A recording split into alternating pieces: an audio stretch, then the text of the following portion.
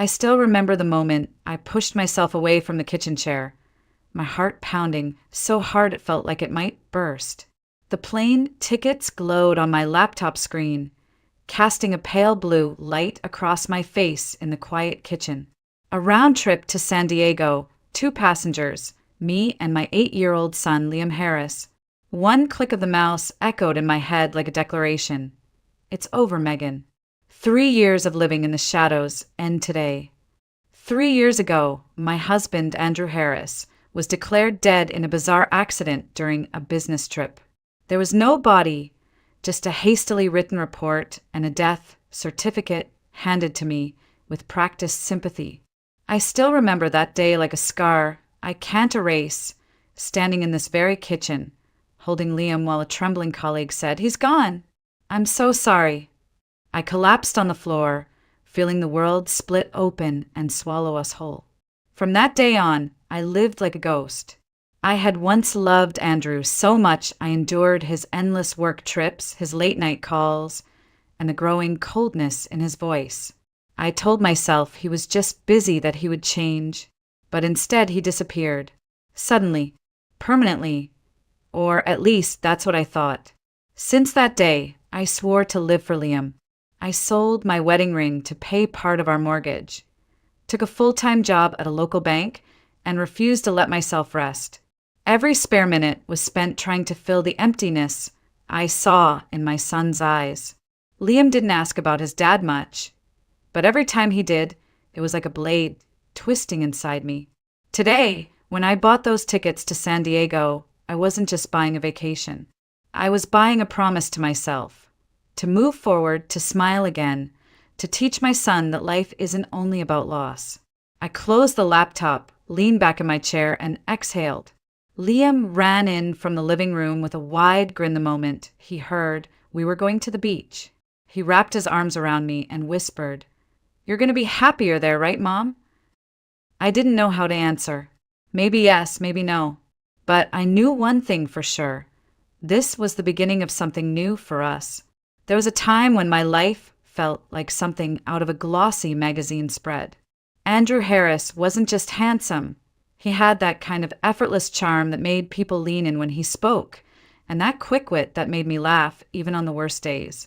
I met him when I was 25, a junior loan officer at the bank, still figuring out who I was. He walked in with that confident stride, looking like he owned the room, asking questions about mortgage packages as if he already knew all the answers. By the end of that meeting, I was smitten, and he knew it. We married a year later.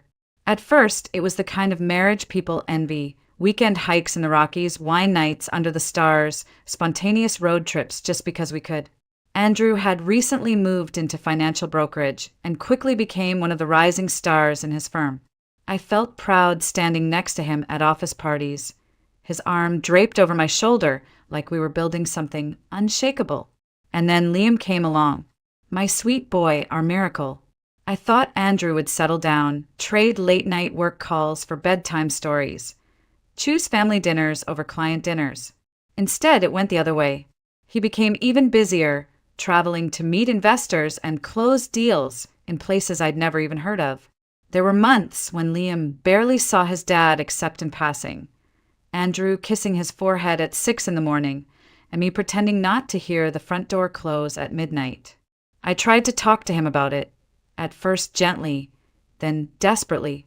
"Andrew, you're missing his childhood," I said one night, standing in the kitchen with tears I refused to let fall. He wrapped an arm around me, kissed my hair, and promised it was just for a season, that all his long hours were to build us a secure future. I wanted to believe him. God help me, I did believe him, until the day he simply didn't come home. At first, I thought it was just another trip he'd forgotten to mention. Then his phone went straight to voicemail. For 3 days I told Liam, "Daddy's busy, honey, he'll be home soon," even as dread curled in my stomach like a fist. On the 4th day, the call came. An accident. A snowmobile going through thin ice on a remote river in Idaho, swept away by a current so strong they said divers couldn't recover a body. I remember holding that phone, hearing the words, and feeling my knees give out. My little boy looked up at me with those wide brown eyes, confused as I sat on the kitchen floor, clutching the phone to my chest. I thought about all the missed birthdays, the silent dinners, the lonely nights, and hated myself for still loving him even then. They issued a death certificate a week later, a neatly printed piece of paper, legally binding, sealing my life into a chapter one hadn't agreed to end. I buried an empty urn because there was no body to bury, no closure, just silence. And in that silence, I built walls around my heart, so high that even Liam noticed. "Mommy, why don't you smile anymore?" he asked one night. I smiled anyway, because what else could I do? For 3 years, I convinced myself I was healing, that I was strong. But grief has a way of sticking like glue. You can scrub and scrape, but it clings to your soul. That's why this trip to San Diego wasn't just about beaches and sunshine. It was about breathing again, even if just for a week. I had no idea how quickly those walls I'd built were about to crack. 3 years had a way of changing everything and nothing at all. I learned to wake up without expecting Andrew's voice in the kitchen. I learned to pay bills, fix leaky faucets, and show up at every one of Liam's soccer games without anyone else in the stands for us. I became the woman who smiled politely when people offered condolences, who waved off concerned questions from coworkers, who convinced herself she was fine, even when I wasn't. Denver became quieter in those 3 years. Our friends slowly stopped calling, not out of cruelty, just because life moves on. Mine felt frozen, like winter refusing to thaw. I poured myself into work at the bank, built a routine that left little room for feelings, and clung to Liam like a lifeline. He became my reason for everything. If I felt too tired to get out of bed, I reminded myself, he needs breakfast, he needs school, he needs you to be strong. Liam grew fast, too fast. One day I was teaching him how to tie his shoes, and the next he was telling me which superhero movies I just had to see. And lately, the questions about his dad had started again, quiet ones whispered at bedtime when he thought I couldn't hear the sadness under his voice. "Mom, do you think Daddy can see me? Or, when I grow up, will I remember what he looked like?" I answered the best I could, but every answer felt like I was erasing Andrew Moore, replacing him with vague memories and half-truths about a man who worked a lot but loved you very much. The truth was, I hadn't processed any of it. I'd put my grief on a shelf like an old book I didn't want to open. But there are only so many times you can walk past that shelf before the weight starts to crack it. One evening, after putting Liam to bed, I found myself scrolling through vacation packages online. I hadn't been anywhere in years, not since before Andrew's death. At first, it felt wrong, like I was betraying something sacred. But then I looked at Liam's closed bedroom door and thought, he deserves happy memories too. That's how I ended up with 2 tickets to San Diego, 1 hotel room near the beach, and a week blocked off on my work calendar. It felt reckless, like jumping into a cold lake, but also strangely freeing. This wasn't just about sunshine and ocean views. It was about telling myself I was still allowed to live. When I told Liam, his eyes went wide and his mouth fell open like he'd just been given a superpower. "The beach? For real?" he shouted, bouncing on the couch. He wrapped his arms around me so tightly I could barely breathe, whispering, "You're gonna smile more there, right, Mom?" That simple question lodged in my chest like a pebble you can't swallow. I kissed the top of his head and said, "I'll try, honey. I'll really try." That night, I stood by the window, looking out at the city lights of Denver, thinking about how different my life had become. I used to dream about exotic vacations with Andrew, clinking champagne glasses on some European balcony. Now, just booking a simple trip to California felt like climbing Everest. But as I packed Liam's favorite swim trunks and sunscreen, a thought crossed my mind I hadn't felt in years. Maybe, just maybe, this is the start of something better. I had no idea then how right and how wrong that thought would be. The morning of our flight, Liam was bouncing through the house like it was Christmas. He dragged his little rolling suitcase behind him, the wheels clattering on the hardwood as he shouted, "San Diego, here we come!" His joy was contagious. For the first time in years, I felt that flutter of excitement I thought I'd buried with Andrew's death certificate. The airport was its usual chaos. People rushing past with coffee cups, security lines snaking forever, the dull hum of tired travelers trying to make their connections. Liam held my hand the entire time, his tiny fingers gripping mine with a mix of excitement and nervousness. We boarded our flight, and as we found our seats, he pressed his face to the window and whispered, "We're really going, Mom. We're really doing this." The flight was full but calm. People settled in, pulling out headphones, books, or neck pillows. I tried to relax, telling myself this trip was about letting go of the past, about new memories. But then I noticed Liam staring down the aisle, his little brow furrowing in confusion. "Mom," he whispered, tugging at my sleeve. "Is that Dad?" My heart stopped. I turned my head slowly, afraid of what I'd see. A man, maybe 2 rows ahead, sat sideways in his seat, talking to a young blonde woman beside him. He wore a wide-brimmed hat that shadowed most of his face and a pair of dark sunglasses. Something about the slope of his shoulders, the way his hands moved as he spoke, it was painfully familiar. I forced a shaky laugh. "Sweetie, no. You must be thinking of someone else." But then he shifted slightly, and my stomach turned to ice. There it was, that small scar under the jawline, barely noticeable unless you knew where to look. A scar I had kissed 100 times in another life. Liam whispered, "Mom, I'm serious. That's Dad." I couldn't breathe. For 3 years, I'd told myself Andrew was gone, that I had buried every shred of hope. And yet, here I was on a random flight to San Diego, staring at a man who looked exactly like my dead husband, alive and laughing with another woman. I gripped Liam's hand. "It's probably just someone who looks like him. Honey, people can look alike." But my voice trembled, betraying the lie. I turned back to the window, willing my pulse to slow, but every nerve in my body screamed to look again.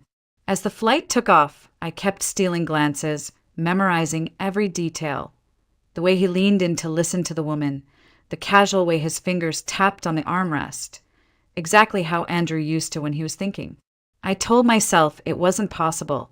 That grief was playing tricks on me. But deep down, a whisper echoed in my head. What if it really is him? For the rest of the flight, I sat frozen, my thoughts spiraling between shock and anger and something far more dangerous. Hope. When the wheels touched down and passengers started gathering their bags, I made a choice that surprised even me. I stayed seated, clutching Liam's backpack, waiting for the man to leave first, so I wouldn't have to see his face again. Or maybe because I was too afraid I would see it clearly. But Liam wasn't done. He turned to me, eyes wide, and said, "Mom," he looked right at me. He smiled.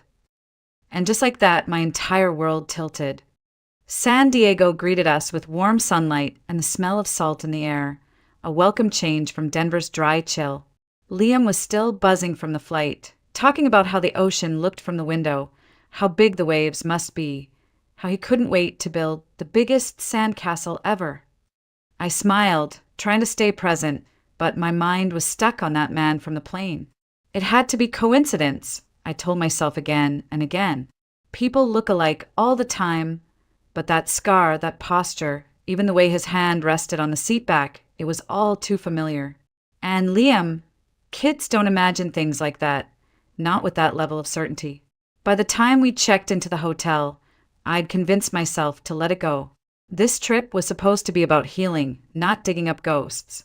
We had a balcony view of the ocean, and when Liam saw it, he gasped like someone had handed him a treasure chest. He spent the evening running between the window and the TV, chattering about seashells and dolphins. For a few hours, I felt normal again. That night, after Liam had drifted off, I stepped onto the balcony, breathing in the ocean breeze. It was quiet, peaceful, until I heard voices from the balcony below. At first, it was just muffled arguing, like any couple spat on vacation. But then I froze. That voice, that cadence. "Do you ever care about anything besides money?" A man snapped below, frustration laced in every word. My stomach dropped. My hands gripped the railing so hard my knuckles whitened. That voice. I would have known it anywhere. I didn't even have to hear every word. I could hear the rhythm, the exact way he emphasized his syllables when he was angry. A woman, young, judging by the tone, shot back, "Don't start with me, Andrew. I told you what I wanted from the beginning." Andrew. My knees went weak, and I had to steady myself against the balcony door. It wasn't possible. It wasn't supposed to be possible. I crouched slightly, just enough to peer down without being obvious. There he was, same broad shoulders, same familiar way he gestured when he talked, wearing a t-shirt and shorts. The wide-brimmed hat and sunglasses were gone, and there was no mistaking him now. Andrew Harris, my dead husband, was standing a single floor below me, very much alive and arguing with another woman. My first instinct was to storm down there, demand answers, scream all the questions that had been buried for 3 years. But my feet wouldn't move. Instead, I stood there, shaking, listening to snippets of their fight. "You think dragging me to some cheap hotel in San Diego makes up for everything?" she yelled. "It's a 4-star hotel, Chloe," he snapped back.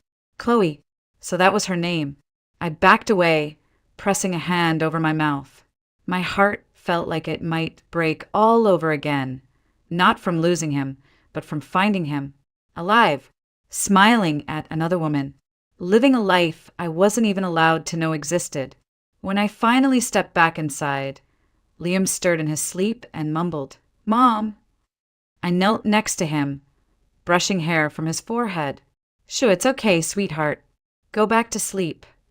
He sighed and rolled over, completely unaware that his entire world had just shifted. Mine had too. I sat on the edge of the bed, staring at the floor, one thought running like wildfire through my mind.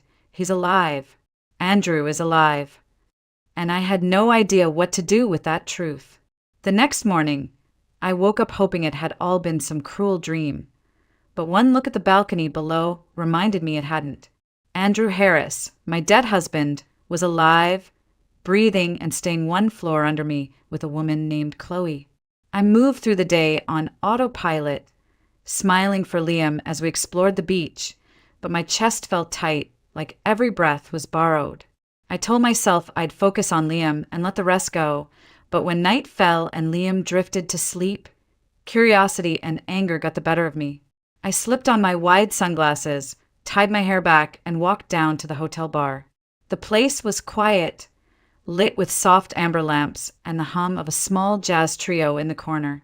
And there he was, sitting alone at the bar, a drink in hand, looking tired and older but unmistakably Andrew. He didn't see me. He was too busy staring at the glass like it held all the answers he'd been chasing. My legs moved before I could think. I sat 2 seats away, trying to keep my voice low and casual. "Rough night." He looked up, startled, then gave me a weary half-smile. "You could say that." His voice, God, that voice, rolled over me like a wave.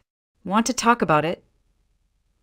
I asked, forcing my tone to sound like I was just making small talk with a stranger. Andrew shrugged. "Girlfriend drama. You know how it is." I pretended to laugh, even as my stomach churned. Girlfriend drama. This man had faked his death and left his wife and child behind, only to be arguing about hotel quality with someone new. "She doesn't get me," he continued, swirling the amber liquid in his glass. "Thinks I'm some boring old guy trying to play young again. Maybe she's right." He glanced at me then, eyes searching like he was trying to place me. I held my breath and looked down at my drink. "What do you want her to see?" I asked quietly. He chuckled a bitter sound. That I'm not just some guy with money. That I've been through hell and back. That I'm trying to do better. But no one ever sees the big picture. He paused, then shook his head. "Forget it. You don't want to hear my sob story."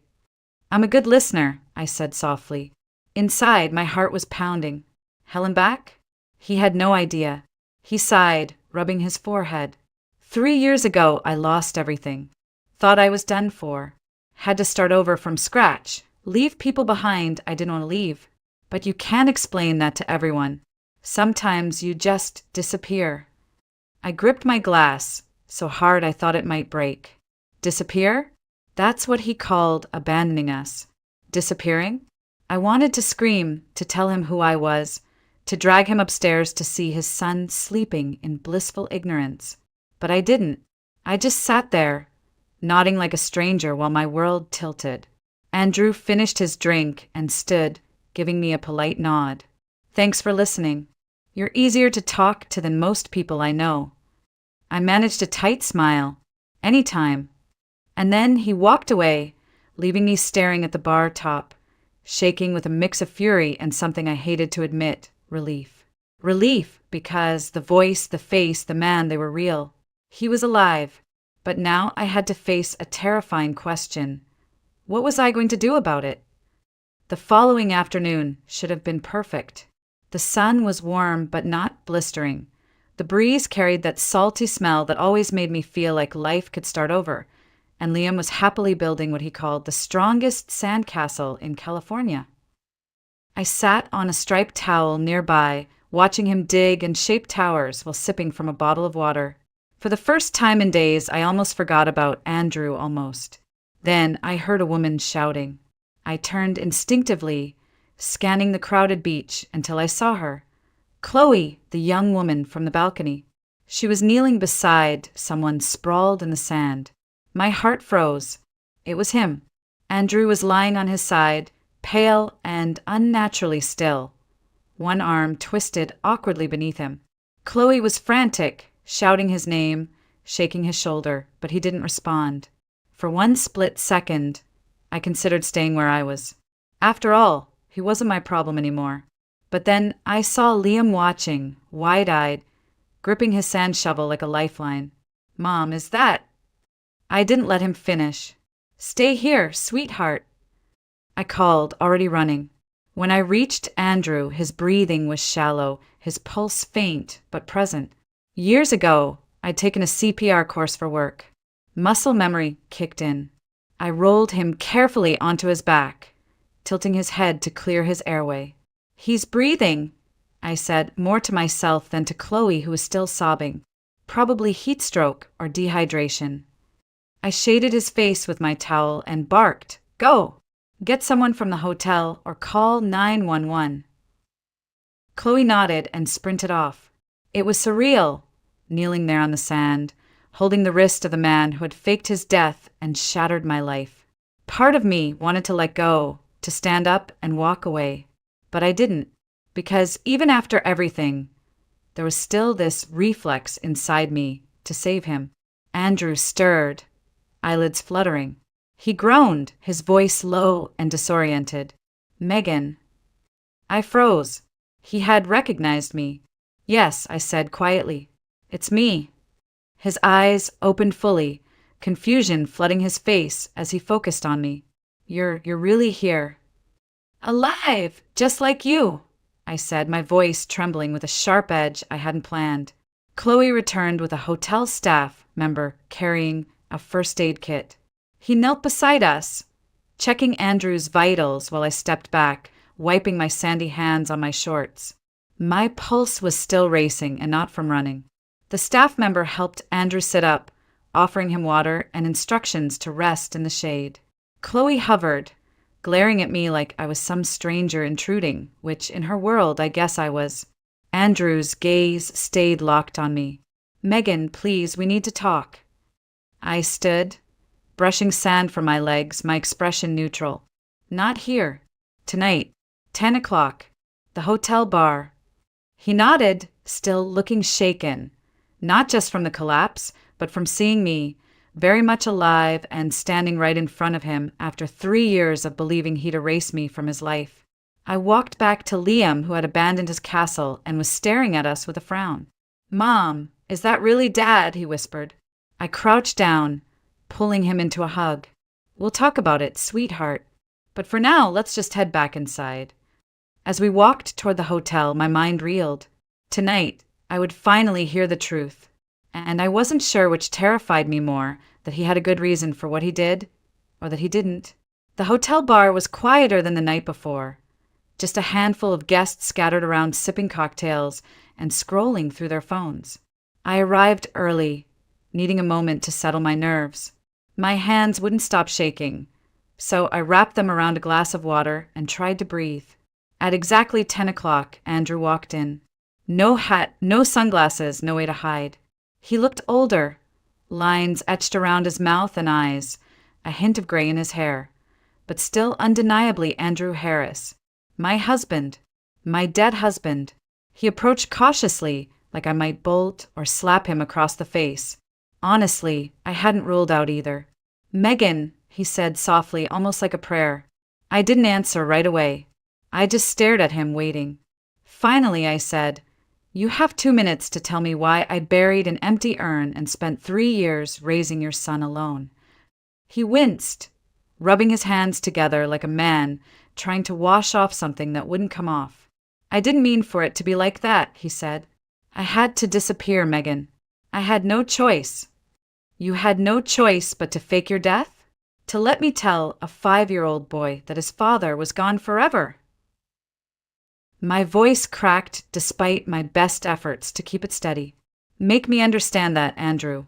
Make me understand why I've been grieving someone who was alive this whole time." He swallowed hard, eyes flicking away. "I was in trouble. Bad trouble. You know about that startup investment I was working on? It wasn't just a business deal, Megan. I borrowed money from the wrong people. People who don't forgive mistakes. When the deal went south, they threatened me and you." I stared, unsure if I wanted to laugh or cry. "So instead of coming to me, you staged an accident and disappeared? You let me think you were dead because it was easier than telling me the truth." "It wasn't easier," he said quickly. "It was the hardest thing I've ever done. I thought if I stayed, you and Liam would be in danger. So I left. I cut ties, changed my name, paid back every cent I owed. I've spent the last 3 years trying to build a life where no one could hurt me or you again." My eyes burned, tears threatening to spill, but I refused to let them. "And Chloe? Is she part of this safe new life too?" He flinched, then nodded reluctantly. "I met her after. She doesn't know anything about my past." I sat back, crossing my arms. "You let me grieve you for 3 years, Andrew. You let Liam grow up thinking his dad was gone forever, and you were sipping cocktails by the ocean with someone else. Do you even understand what that did to us?" He looked down, shame radiating off him like heat. "I know I don't deserve forgiveness. I had to see you. I had to see Liam. I had to know if there was even a chance to make things right." The tears came then, but not for him, for me. For the years I spent clawing my way out of grief while he hid behind a new name and a new girlfriend. "You don't get to decide when to come back," I said quietly. "You don't get to walk in here and act like we can just pick up where we left off." Andrew reached out, but I pulled back. "Megan, please. Let me be a father again. Let me explain to Liam. I'm begging you." I stood, pushing my chair back slowly. "Tomorrow, 11 a.m. at the hotel cafe. You can see him, but after that, we'll see where this goes." And then I walked out, my legs trembling, but my spine straight. I finally had the truth, but it didn't feel like closure. It felt like the start of another storm I wasn't sure I could weather. The next morning, I woke up before the alarm, staring at the ceiling, wondering if I'd made a mistake agreeing to this.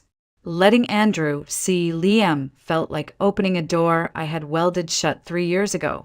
What if it hurt Liam more than it helped?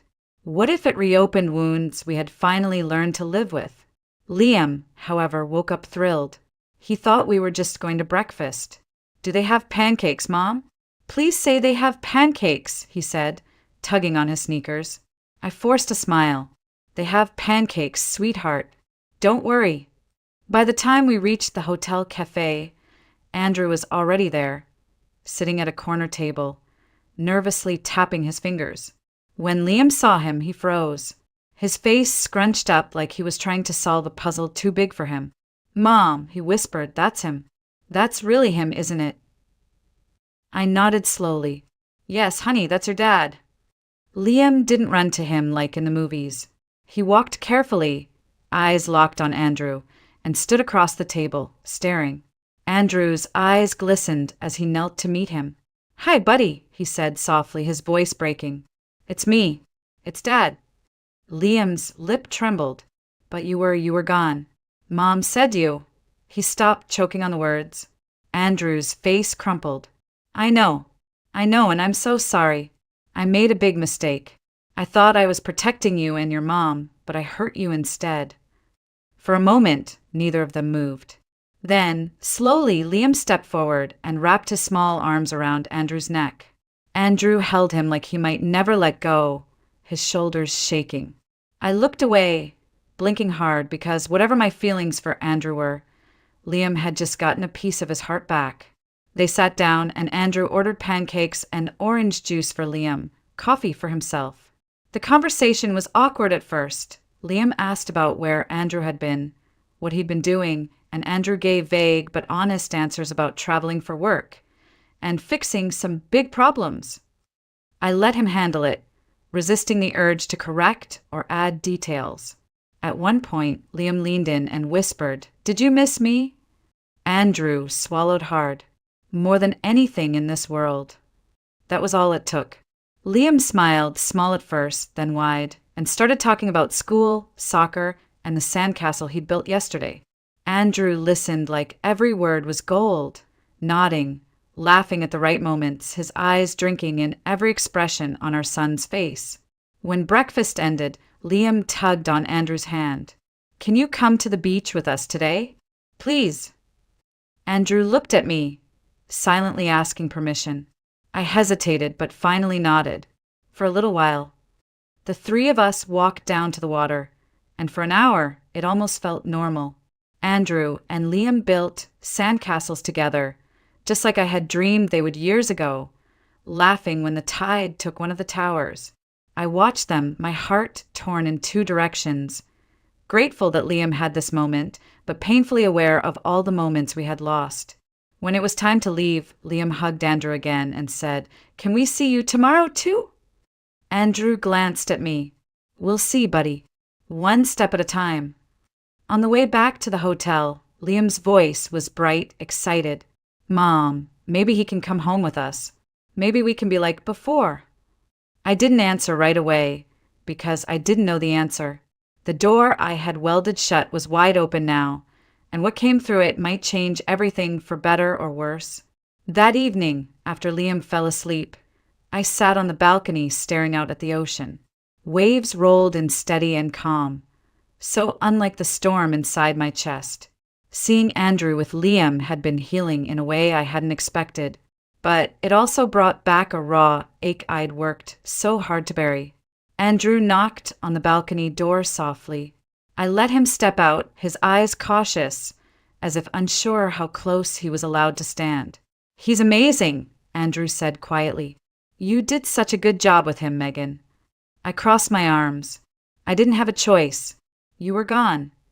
He nodded, guilt etched deep on his face. "I know, and I'm sorry. I can't take back what I did, but I want to be in his life now. Even if you never forgive me, please don't shut me out from him." I studied him, searching for any sign of the man I used to love, the man I married, not the one who ran away and let us grieve him for 3 years. You don't get to walk back into our lives and act like we can pick up where we left off, I said firmly. You faked your death, Andrew. You left me to explain to our son why his father was gone forever. You don't just erase that because you feel guilty now. He lowered his head. I'm not asking you to take me back. I know I lost that right, but I am asking for a chance to be his dad again. I'll do whatever it takes. I'll move slowly. I'll respect your boundaries. Just please, Megan, don't keep me out of his life. For a long moment, all I could hear was the sound of the waves. Part of me wanted to tell him to disappear again and never come back. But I couldn't ignore the look on Liam's face when he hugged his dad that morning, or the way he laughed on the beach like he hadn't in years. You can be in his life, I said finally, but on my terms. You'll call before you visit, no surprise drop-ins, no disappearing again. And if you ever lie to him again, about anything, we're done. Permanently. Relief washed over Andrew's face. Thank you.